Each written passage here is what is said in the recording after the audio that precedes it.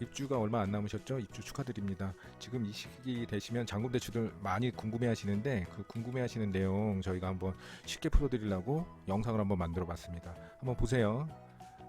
많이들 공통적으로 제일 먼저 궁금해 하시는 내용 중에 하나는 뭐 KB 시세니, 뭐 감정가액이니 이런 말 나오는데 이게 무슨 내용인지 몰라 하시는 경우가 많아요. 대출 진행하는 데 있어서 기준이 되는 값인데요. KB 시세나 감정가액이 나와야지 한도를 산정할 수 있습니다. KB 시세가 나오면은 모든 은행이 같이 이 기준을 따르기 때문에 크게 문제가 되지 않은데 폴에나 노원 같은 경우는 부동산 거래 실거래 내역이 그렇게 많지 않아서 감정가액을 기준으로 해서 적용될 가능성이 큽니다. 이런 경우 각 은행별로 감정가액이 좀 달라요. 다르게 나올 거예요. 감정평가 법인이 다르니까. 그래서 대출 한도가 좀 다를 수 있다는 거 확인하셔야 됩니다. 뭐 한도를 좀 많이 쓰시려는 분들 같은 경우는 뭐 끝까지 한번 보시고 은행별로 한도 가정 대출 감정가액이 제일 많이 나오는 은행을 선택하시는 것도 합리적인 선택이라고 생각합니다. 두 번째로 많이들 궁금해하시는 것 중에 요 말도 좀 어려울 거예요. LTV, DTI가 무언지. LTV는 론투 발륨이라고 해서 주택담보 인정 비율입니다. 주택담보대출을 받을 수 있는 비율을 말하고요. DTI는 총부채 상환 비율로서 총소득에서 부채의 연간 뭐 상환액을 차지하는 비율이라고 하는 건데 소득이 일정 소득이 있어야지 대출을 받을 수 있다는 그런 내용이세요. 그 요 두 가지 개념 중에서 작은 금액으로 진행하는 게 원칙이거든요. 그러면 뭐 그 어떻게 프레나 놓은 단지에서는 어떻게 적용되고 얼마나 받을 수 있는지 한번 구체적으로 한번 살펴보도록 하겠습니다. 관리처분 인가일 기준 이전에 주택을 보유한 원조합원인 경우에는 최대 LTV 60%, DTI는 적용하지 않아서 아는 상태에서 60%까지 가능합니다. 일반 분양 같은 경우는 LTV 40%, DTI 40%까지 적용이 가능합니다. 요런 경우에는 일단 구체적으로 말하면 취득수기나 주택 보유수, 소득 금액에 따라서 차등 적용될 수 있어서 자세한 사항은 상담을 통해서 확인해 보시는 게 좋습니다. 어, 그냥 쉽게 요거 예를 한번 드려볼게요. 원조합원 경우 만약에 감정가가 10억이 나왔다. 본인이 이제 가려는 뭐 해당 평수에 10억 정도 나오면 LTV 6억 60%면 6억까지 가능한 거예요. 그리고 이제 DTI가 배제라면 소득이 좀 적어도 6억까지 가능하다는 얘기죠. 그러니까 소득이 있다는 거 정도만 흔적만 확인해 주시면 되시고요. 일반 분양 같은 경우는 10억이라고 하면 LTV 40%면 4억까지 가능하고 DTI가 40%까지 범위 내에서 들어와야 됩니다. 40% 정도면 요거는 이제 정확한 거는 전산으로 계산해야 되지만 경험상 보면 한 연봉의 증빙소득이 한 7배 정도 적용이 되세요. 만약에 부부 합산 소득 1억 정도 되시는 세대라고 하면 7억 범위, 그러니까 LTV는 4억이고 7억 범위니까 충분히 40%는 나오는 거죠. 뭐 다른 부채도 좀 기존 부채도 좀 빼야 돼서 하여튼 그거는 한번 전산을 통해서 확인해야 되지만 그냥 어, 그, 쉽게 생각하면 한 연봉의 7배 정도 넣고 기존 대출하고 받을 금액 정도 생각하시면 수월하지 않을까 싶습니다.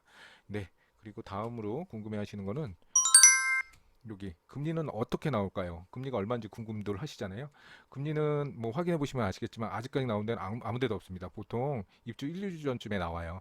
뭐 저희도 이제 좋은 금리 받기 위해서 본점에 계속 요청 중이거든요. 금리가 싸야지 많은 분들이 선택해 주실 거니까.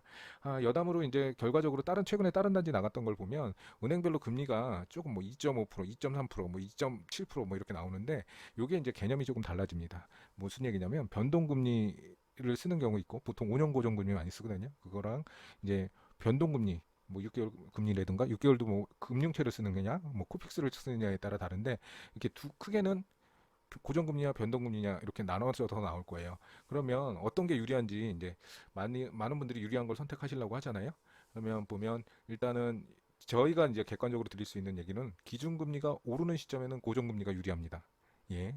그리고 이제 기준금리가 내려가는 시점에서는 변동금리가 유리하죠. 그러면 앞으로 추세가 금리가 올라갈까요? 내려갈까요? 그걸 보시고 맞춰서 선택을 하시면 좋을 것 같아요.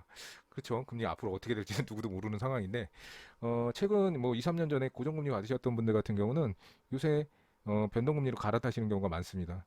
중도상환 수수료도 2, 3년 정도 지나면 거의 뒤에서 말씀드릴 테지만 뭐 얼마 안 되거든요. 그러니까 한 0.3 그것도 뭐 30% 면제받으면 얼마 안 되기 때문에 곧 그냥 부담하시고 갈아타시는 경우가 많으시더라고요. 그것도 한번 확인해 보시면 좋으실 것 같고요. 뭐 말씀드렸던 중도상환 수수료 이제 한번 또 살펴보도록 하겠습니다. 중도상환 수수료는 또 말도 어렵잖아요. 근데 이게 뭘까 하면 요 표 보시면 되시고 쉽게 생각하시면 핸드폰 약정 기간 때 위약금을 생각하시면 편하세요.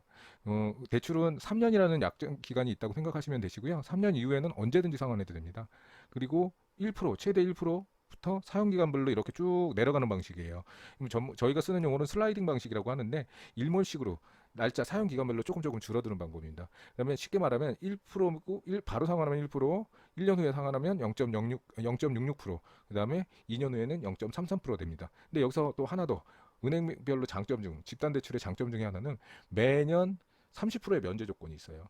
매년 이게 또 회기년도 기준이냐 사용기간 기준이냐에 따라 조금 차이가 나는데 일반적으로 12개월에 한 번씩 그 12개월 기간 동안 1년 기간 동안 30%씩 면제되는 게 보통 은행들의 기준입니다.